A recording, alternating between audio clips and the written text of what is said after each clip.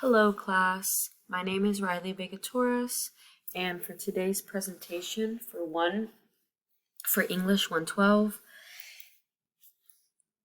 I will be reading Henosis by N.K.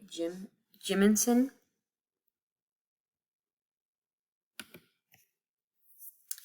So, one of the main themes that I feel like I need to point out off the bat is the idea of being a superfan.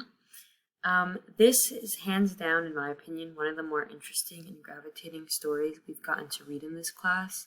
And I think that says a lot because, in my opinion, from magical realism to short stories and all of it, I've found all of these stories to be interesting and in one way or another gravitating. But again, this is definitely one of the more interesting stories I feel like we've read. And honestly, one of the most realistic ones. I feel like there's been times where the tabloids have come out with these stories of crazy stalkers or just uncomfortable fan celebrities that are not all different from this. I feel like every couple months we hear about a stalker getting caught outside of a celebrity's house, or even super fan following their favorite celebrities' kids to their school and taking pictures of them. It's very uncomfortable and creepy. So the overview, these are some themes that I noticed throughout the story. Obsession, hands down, one of the bigger ones. There's a problem, stalker, fan, kidnapped, conflict, and of course, like most stories, there's the result and conclusion. So this is the introduction of the story and just the general plot. This story follows a man who is kidnapped by a fan of his work. He's an author and a very talented one at that. And personally, I think that it's very clear that one of the main focuses around the story is fame and popularity, especially the larger picture, which is fan culture. I think also it's important to note that fan culture seems to have such a crazy grip on our current day society, and it's not necessarily always the people you think would be these crazy fans. Like, I think generally people see teenagers to be fangirls or fanboys. There's so many people in so many different ages that are just obsessed. I think the age really ranges.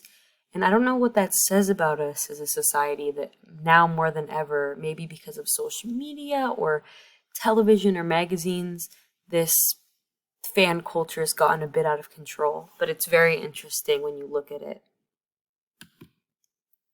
Here are some more themes. We have mystery and obsession. And this is the formatting. I think, or now that I'm reading this, my apologies, I realized I put 2 I's instead of 1, but I think that it's very clear that one of the main focuses around the story is fame and popularity, especially fan culture.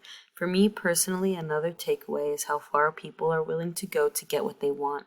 Even in the most vile and sinister ways, people will not stop unless they get what they want. And there's something so eerie about that when a man's life is on the line, or when a person's life is on the line. And I think that we can also relate this fan culture, not just about celebrities, but the same effect tends to go towards political figures nowadays. And I won't go too much into it because I know politics are always a very touchy subject. But I think especially since these last couple elections, you could say the same thing about certain political candidates and their fan base. And again, it's very eerie and uncomfortable, and it almost feels like comical at times. Thank you so much for staying with me for my presentation. My name is Vega Torres. I hope you guys enjoyed it.